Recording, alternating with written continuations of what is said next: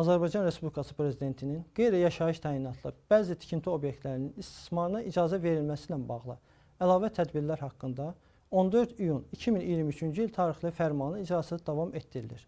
Fərmanın icrasına başlandığı dövrdən noyabrın 1-nədək 20 minə yaxın müraciət daxil olub.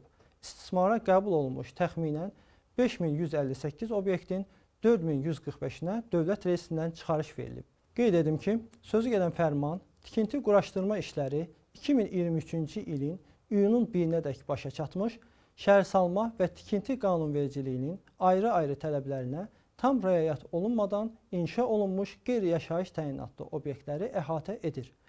Bu cür obyektlər üzrə sənədlərin qəbulu prosesi müvafiq icra hakimiyyəti orqanları tərəfindən hazırda davam edir. Bu müddət 1 yanvar 2026-cı il tarixinə başa çatır və həmin tarixdən sonra qeyd olunmuş obyektlərlə bağlı müraciətlər qəbul olunmayacaqdır.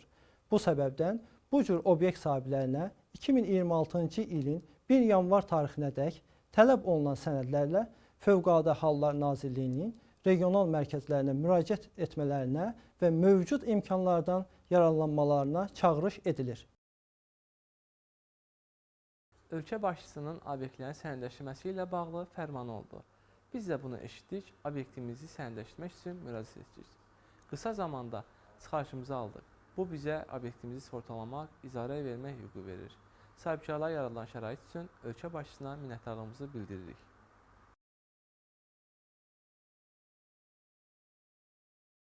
Mən Əzimov Ergiz, uzun illərdir ki, tikinti sektorunda çalışıram.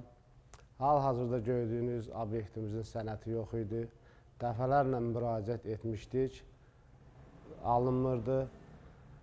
Prezidentimizin fərmanından sonra biz də müraciət etdik və sənədlərimizi qaydasına saldıq. Hal-hazırda obyektimizin sənədləri var. Digər obyekt sahiblərinə də tövsiyə edirik ki, bu fərmandan istifadə edib öz obyektlərinə sənəd düzəltsinlər.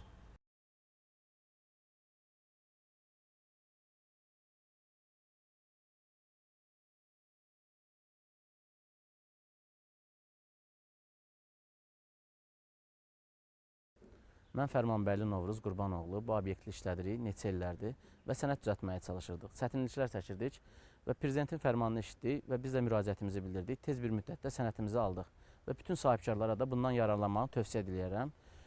Ölkə başçımıza da bütün sahibkarlara yaratdığı şəraitə görə təşəkkürümüzü bildiririk.